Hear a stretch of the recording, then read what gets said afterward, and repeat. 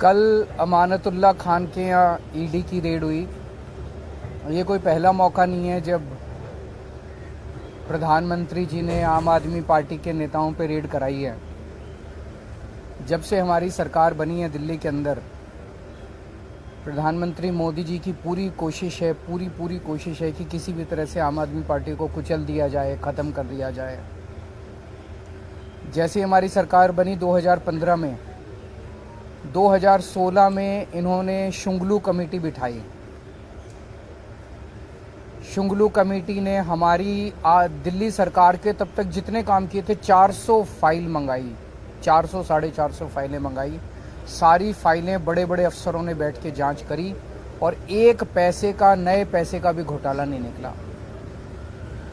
उसके बाद मोदी जी ने हमारे एमएलएज के ऊपर झूठे झूठे केस करने चालू कर दिए।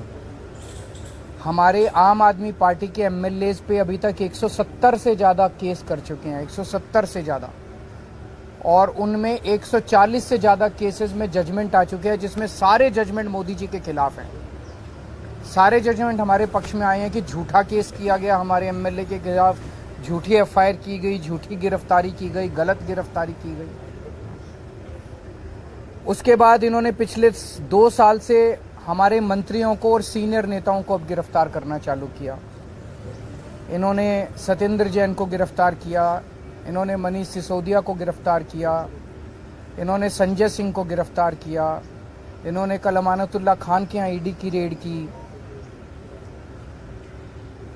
मामला चूंकि कोर्ट में है, मैं सब जुडिस है, मैं ज़्यादा नहीं बोलूँगा, लेकिन अगर आपने मनीष सिसोदिया के केस में पिछले हफ्ते सुप्रीम कोर्ट में जो सुनवाई हुई, अगर आपने वो सुनवाई सुनी हो, तो जिस तरह से जज बार बार उनसे एक ही सवाल पूछ रहे थे कि कोई तो सबूत दो, कोई तो सबूत दो। इन लोगों के पास एक भी सबूत नहीं था मनीष सिसोदिया के खिलाफ। तो इसका मतलब सारे के सारे केसेस झूठे किए जा रहे हैं। कल जो अमानतुल्लाह खान के यहाँ रेड हुई, वो भी एक तरह से, जिस तरह से आम आदमी पार्टी को ख़त्म करने के लिए मोदी जी की पूरी मुहिम है, उसी का एक हिस्सा है। आज तक एक नए पैसे का कहीं कोई हेरा फेरी नहीं निकली।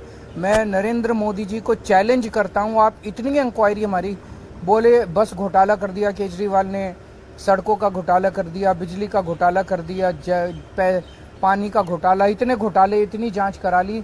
एक नए पैसे का मैं चैलेंज करता हूँ, एक नए पैसे का अगर आपको कहीं कुछ मिला हो, अगर मिला हो तो आपको लगता है मेरे को छोड़ देते मोदी जी, कहीं कुछ नहीं मिला उनको। तो ये सारी की सारी जितनी जांच चल रही है, ये सारी फर्जी जांच है और उनका मकसद भ्रष्टाचार खत्म करना नहीं है। दूसरी पार्टियों के जितने भ्रष्टाचारी हैं, सारे भ्रष्टाचारी उन्होंने अपनी पार्टी में शामिल कर लिए। हमने देखा महाराष्ट्र के अंदर अभी 2 दिन पहले जिन नेताओं को चिल्लाकर मोदी जी ने कहा कि इन्होंने 70,000 करोड़ का घोटाला कर दिया, उन सारे भ्रष्टाचारियों को, जो मोदी जी की नज़र में भ्रष्टाचारी थे, उनको उन्होंने अपनी पार्टी में शामिल कर लिया। उन पे जितने केस कर रहे थे वो सारे केस खत्म कर दिए। तो भ्रष्टाचार, गुजरात के अंदर मोरबी ब्रिज गिर गया, मोरबी ब्रिज, कितने लोगों की मौत हो गई, कोई ईडी की रेड नहीं हुई, कोई सीबीआई की रेड नहीं हुई। इनके अपने राज्यों के अंदर, कर्नाटक के अंदर बताते हैं 40% कमीशन वाली सरकार, इनकी सरकार को फेमस कहा जाता था, कोई ईडी की रेड नहीं हुई उनके यहाँ, कोई सीबीआई की। बीजेपी वालों के अंदर, उनकी अपनी सरकारों के अंदर किसी तरह की जांच नहीं होती। अभी सीएजी की रिपोर्ट आई है, उसने इतने सारे इनके घोटाले निकाले हैं, कोई सीबीआई की रेड नहीं होती, कोई ईडी की रेड नहीं होती। बताते हैं ये अपने दोस्तों के, इन्होंने अरबों रुपए के लोन माफ कर दिए, कोई ईडी की। तो भ्रष्टाचार खत्म करना इनका मकसद नहीं है, इनका केवल और केवल मकसद है विपक्ष के लोगों को किसी भी तरह से तंग करना। बहुत ज्यादा अहंकार हो गया मोदी जी को। आप टीवी पे देखते हैं जिस तरह से वो चलते हैं, उनकी चाल में अहंकार नजर आता है, उनकी जुबान में अहंकार नजर आता है, उनकी बातचीत करने में अहंकार नजर आता है। जिस तरह से वो अब किसी इंसान को इंसान नहीं समझते। और अगर किसी देश के राजा को इतना ज़्यादा अहंकार हो जाए तो फिर उस देश की तरक्की कैसे हो सकती है।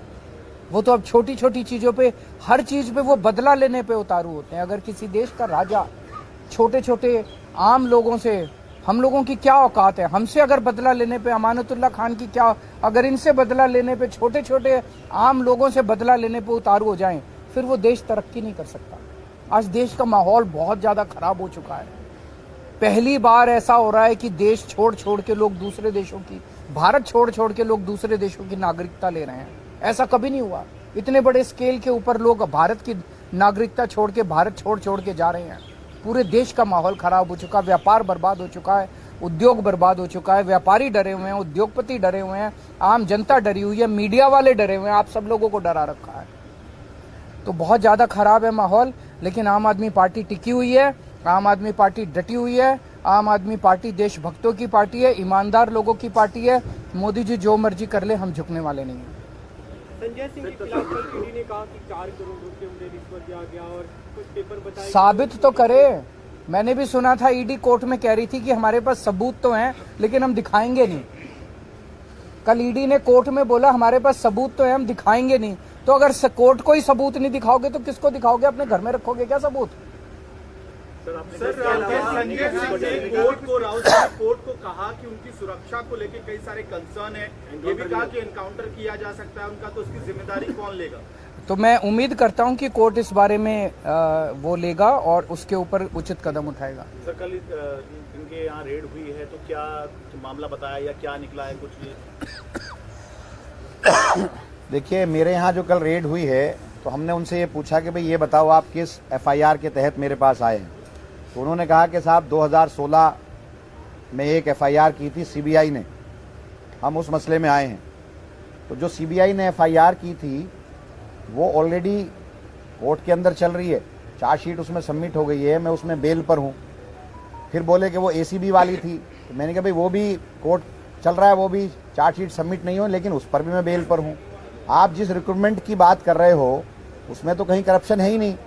इरेगुलरिटीज़ हो सकती है, इलीगलिटी कहीं नहीं है। किसी एक आदमी का ये चार्ज नहीं है कि पैसे लिए गए या पैसे दिए गए या हमने निकाल कर दिया। और जो कोर्ट का जजमेंट है, पीछे जब मैं बेल पर जब मेरी बेल हुई थी एसीबी वाले केस में, तो उसमें सीधा जज साहब ने सारी चीज़ें खोल कर कही थी कि कहीं करप्शन नहीं हुआ, आप कहीं सबूत नहीं दे पाए, कहीं आप वक्फ बोर्ड को कहीं नुकसान नहीं हुआ, सरकार का पैसे का कहीं लॉस नहीं हुआ, तो फिर आप क्यों गिरफ्तार करके लाए हो?